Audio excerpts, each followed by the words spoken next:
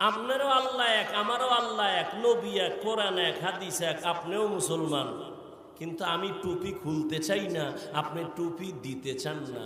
বিষয় কি?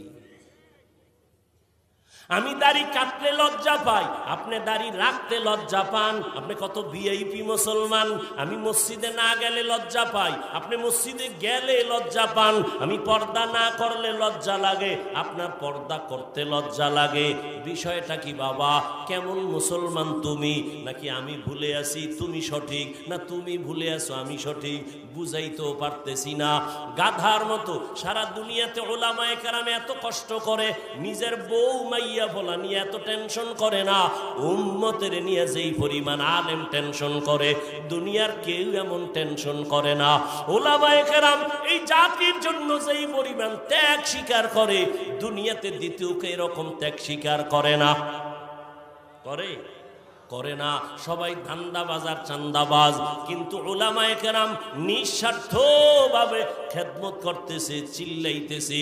তাবলীগওয়ালাদের মেহনত, পীর মাশায়েখের মেহনত, উলামায়ে আহলে হকের মেহনত, বক্তাদের মেহনত, ইমাম ও খতিবের মেহনত। টার্গেট কি? আমার দলে আসো। না না না, আমি আমার ইমানের কথাই বলে যাই। এখানে এতক্ষণ চিল্লাইতেছি, কি পরিমাণ কষ্ট! দুনিয়াতে চিল্লাইয়া কথা বলার মতো কষ্ট জমিনে আর কোথাও নাই। দুনিয়ার সব থেকে কষ্টের কাজ হলো অনবরত কথা বলা। আল্লাহ বলাইতেছেন না হয় সম্ভব না, কিন্তু একবারও কিন্তু বলি নাই, এই লালমনিরহাটের মুসলমানেরা, আমি পাঁচকল্লিওয়ালা, তোমরাও পাঁচকল্লি দাও, না হয় গোমরা ধ্বংস হয়ে যাইবা। আমি কওমি মাদ্রাসার সন্তান, তুমিও যদি কওমিতে না যাও ধ্বংস হয়ে যাইবা। একবারও বলি নাই। আমি তাবলীগের লাইনের সন্তান, আমি পীরের মুরিদ, তুমিও তাবলীগের যাও, পীরের কাছে যাও, না হয় জাহান্নাম ছাড়া উপায় নাই। একবারও বলি নাই। ইনশাআল্লাহ বলার কোনো ভয়ও তোমার অন্তরে নাই। বরং আমি তোমারে শুধু একটা পরামর্শ দিয়া যাব, তুমি স্কুলে পড়ো, কলেজে পড়ো, ওখানে থাইকা জান্নাতের পথটা ওপেন করো।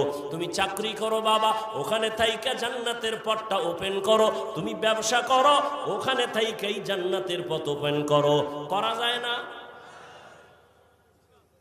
তোমার মতো যুবক জীবনে মাদ্রাসায় পড়ে নাই, আলিফ বাতাও জানে না, কিন্তু তাকায় দেখছো স্কুল কলেজে পড়িয়াও দাড়িওয়ালা 5 বেলার নামাজ পড়ে। সত্য কথার সাক্ষী দাও, আসেনি?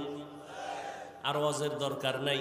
দরজা জানালা বন্ধ কইরা নিজের পায়ের জুতাটা খুইলা কপালে বাড়ি দিয়ে কবি, এই বেটা তোর কপালে তো খারাপ কেন? তোর মতো যুবক স্কুলে হইরা নামাজ পড়ে,